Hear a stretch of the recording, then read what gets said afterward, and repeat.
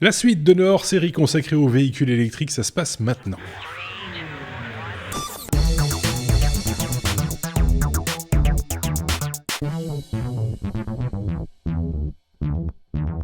On a abordé avec notre nouveau collègue Aurélien l'aspect technologique, technique des véhicules électriques lors d'un précédent hors-série. On va passer dans le concret avec, je voulais évoquer les fois précédentes avec nos chroniqueurs qui ont fait l'acquisition de véhicules électriques assez récemment et aussi plutôt dans le temps. Il y a maintenant 5 ans, me semble-t-il, si je ne dis pas de bêtises, Bruno. La Smart Electric Drive, c'est ton premier véhicule électrique et c'était il y a déjà 5 ans, donc c'est un retour d'expérience en plus que tu nous proposes. Il y a 6 ans, c'était en 2013. D'accord. Ça va faire 2013 que j'avais commandé effectivement ma Smart électrique. Donc je voulais vraiment me lancer dans le véhicule électrique effectivement, en prenant quelques précautions, parce que à l'époque c'était effectivement un domaine tout à fait nouveau. Je pouvais pas passer à une seule voiture électrique, donc je me suis dit déjà je vais voir ce qui existe sur le marché. C'est un peu la même démarche toujours. Je vais voir mes besoins.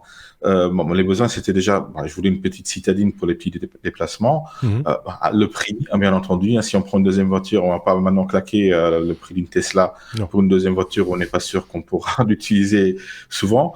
Donc le fait que ça soit une deuxième voiture, donc fait que j'ai pas besoin d'avoir un grand véhicule non plus. De toute façon, je pense que voilà, à l'époque, c'était un nouveau domaine.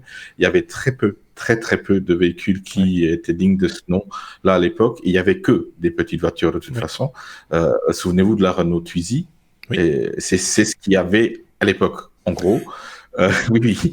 Après, moi, j'ai toujours aimé les Smart. Donc, je me suis dit, le jour où Smart lancera un véhicule électrique, je serai un des premiers à signer le contrat. Effectivement, j'étais allé au salon de Genève en 2013 et je l'ai vu, la première Smart électrique qui était là, et j'ai demandé au gars, je la veux, vous me la donnez quand? Ils m'ont dit, on sait pas, on fait d'abord un test grandeur nature, etc.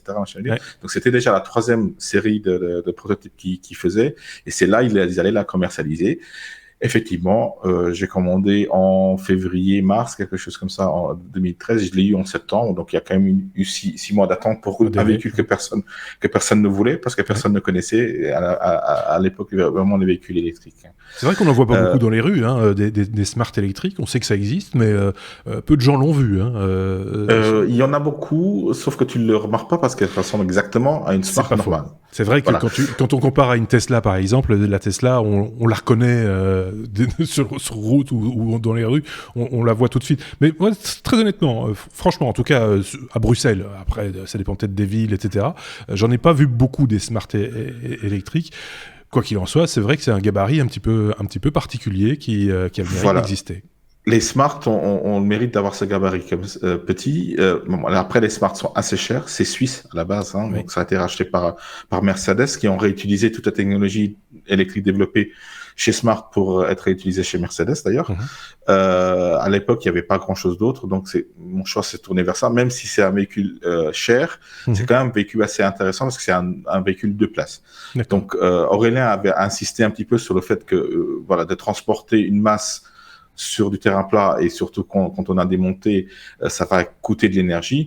Justement, comme mes besoins nous permettaient, je me suis dit un petit véhicule va avoir un rendement intéressant parce que j'ai une petite masse à transporter. Ça sera la masse du véhicule plus ma masse à moi, qui est conséquente, je sais. Donc, on fait x2 tout de suite.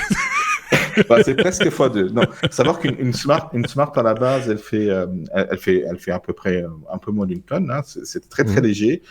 Une Smart normale a une très mauvaise tenue de route parce qu'elle a peu de masse en même temps. Donc ça va pas forcément de pair avec la tenue de route. Par contre, une Smart électrique a un centre de gravité très bas et beaucoup plus de poids. Donc ça devient une voiture un peu plus sûre parce que c'est quand même une petite cacahuète qui peut pas être forcément une des voitures les plus sûres.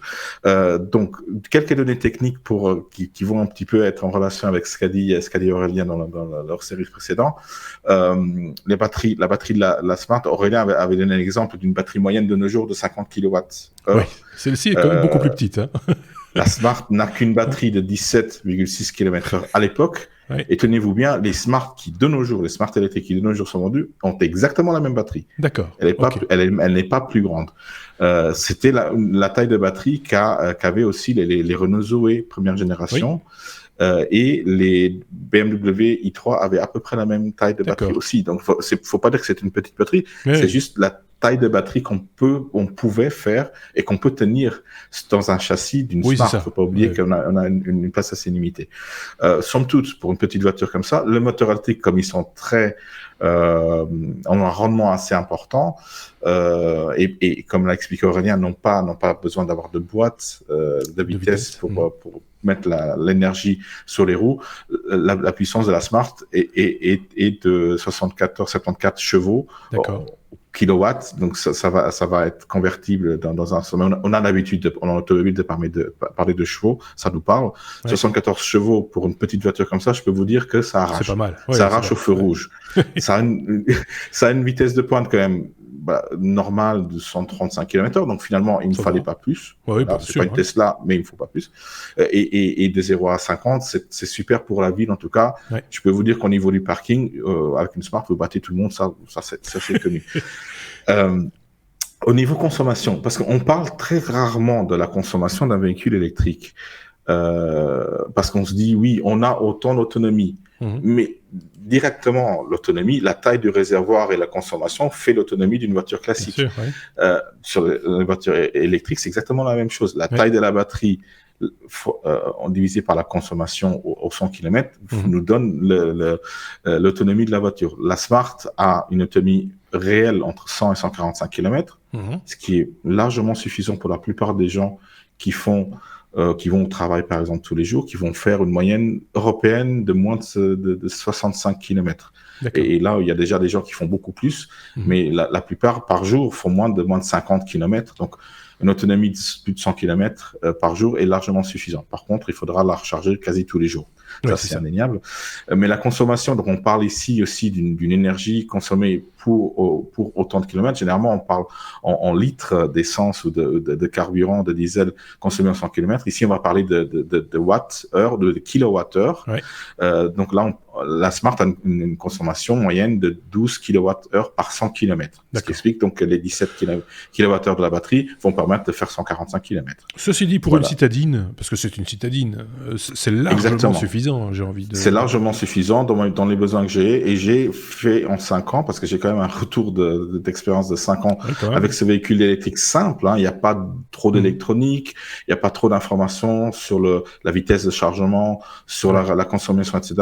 On a juste une jauge qui nous dit, voilà, vous êtes plus ou moins efficace au moyen de rouler, parce que comme Aurélien l'a dit aussi, le gros fort des véhicules électriques, c'est on va pouvoir rouler d'une manière économe et récupérer l'énergie, comme on va pouvoir rouler sportivement et consommer beaucoup plus. Donc, en sachant bien, et c'est ça que ces 5 ans m'ont permis d'apprendre, c'est comment rouler en électrique pour permettre d'aller le plus loin possible si j'en ai besoin, et d'aller le plus vite possible si j'ai pas besoin d'aller loin. Donc la récupération, le fait que les moteurs électriques vont inverser le champ magnétique et récupérer cette énergie avec une perte, bien entendu. Sinon on aurait inventé une machine perpétuelle. Ça n'existe pas. Ça n'existe pas. Donc voilà, ça permet d'avoir un véhicule qui est utilisable sans problème, avec beaucoup moins de maintenance. Ça, c'est autre chose que j'ai compris aussi en 5 ans. Beaucoup moins de maintenance, beaucoup plus de casse. Il n'y a pas une seule pièce qui a cassé en 5 ans. Et j'ai quand même fait plus de 50 000 km. Oui, c'est ce que j'allais te demander. En 5 ans, 50 000 km. 60 000, même 60 000 km. Ça fait 12 000 km par an, quoi. En gros, voilà, pour une petite citadine, elle a quand même roulé pas mal. Et j'avais quand même un deuxième véhicule à côté pour les trajets les plus longs, indéniable. Donc ça, c'était de prime abord, je savais que j'allais avoir deux véhicules pour en cas de pépin, effectivement.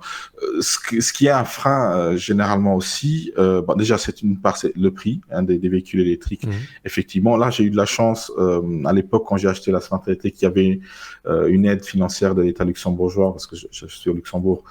qui m'a permis de récupérer 5 000 € sur l'achat du véhicule, ce qui n'est pas indéniable, sur une voiture qui coûte 24 000 €, à l'époque, batterie comprise, parce qu'à l'époque, c'était surtout aussi, on avait des véhicules électriques où on devait louer, on payait un loyer, voilà, chez Renault, on payait un loyer, et chez Smart aussi à la base, et moi j'ai demandé à racheter les batteries pour avoir une sécurité financière de ce côté-là. À la longue, ça s'est justifié, et ils ont entre-temps coupé cette aide-là, et ils l'ont remise au 1er janvier de cette année-ci, ce qui explique pourquoi j'ai racheté un autre véhicule cette année. On va le voir dans on en reparlera d'ailleurs, effectivement. Voilà. Oui, c'est ça l'idée. Petite précision, donc juste sur la recharge. À l'époque, il y a 5 ans, il y avait beaucoup moins de possibilités de recharge pour un véhicule électrique que de nos jours. Les réseaux se sont développés. À l'époque, on se contentait souvent de la prise de 120 volts domestique avec un transformateur. On allait convertir cette énergie, cette tension alternative en tension continue pour recharger les batteries directement en continu. Et là, on parle d'ordre de grandeur pour une petite voiture comme ça, sur une prise secteur normale, on parle à peu près de 7, 8, 9 heures de temps de recharge. Donc, ce qui est quand même une nuit, ce qui est possible, donc sans problème. Par contre, si en cours de journée, on a besoin de plus d'autonomie, c'est un problème.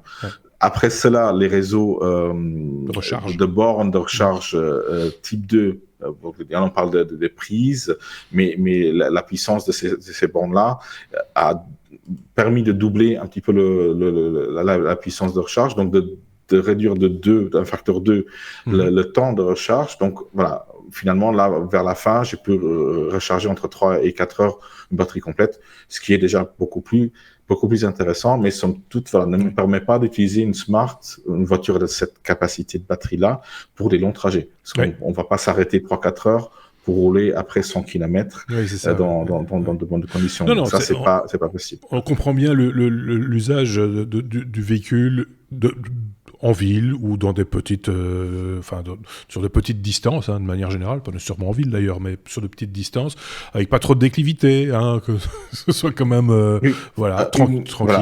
Et alors la recharge, effectivement, quand il n'y a pas de borne, du coup domestique, donc ça implique quand même un stationnement, une place de stationnement, voire un garage pour pouvoir la charger pendant la nuit, quoi. Tout à fait. Et quand on fait des trajets, une planification. Donc j'ai appris, ça c'est le côté bénéfique des véhicules électriques, j'ai appris à ne plus utiliser les autoroutes. Ah oui, c'est ça. Parce que haute vitesse, beaucoup de friction, consommation élevée. Et chemin plus long, on oublie, mais les trajets par autoroute sont parfois plus longs, souvent, presque toujours plus longs que les petites routes. Et j'ai redécouvert le Luxembourg. Donc donc on peut regarder le paysage, parce qu'on roule pas très vite en plus, donc c'est juste parfait. Bon, merci beaucoup, en tout cas, pour ce tour d'horizon d'une déjà vieille voiture, la Smart électrique, et c'est la raison sans doute pour laquelle il y a très peu d'électronique, d'informatique dans le tableau de bord, comme on peut le voir sur certaines voitures électriques maintenant, où on donne plein d'informations. Tesla, c'est évidemment le pompon en matière d'informatique embarquée, avec beaucoup d'informations sur l'état de la batterie, etc. Là, c'était vraiment la transposition du véhicule de base thermique en voiture électrique, avec quelques petites modifications cosmétiques au niveau du tableau de bord, et j'imagine qu'il y a plus le fameux pommeau de vitesse à droite. Exactement. Il n'y a plus que 2 pédales, comme sur une automatique, en fait, l'accélérateur, le frein, et ça se conduit un petit peu comme un kart. C'est ça. C'est un peu ça l'idée. Voilà, merci beaucoup Bruno, on se retrouvera très prochainement. Alors on peut déjà mettre un petit peu la puce à l'oreille de ceux qui suivent ces hors-séries consacrés aux véhicules électriques et qui attendent peut-être les prochains épisodes pour se décider, ou pour en tout cas aller plus loin dans une démarche peut-être d'acquisition prochaine. Le prochain véhicule, c'est quoi? C'est une Hyundai, c'est ça?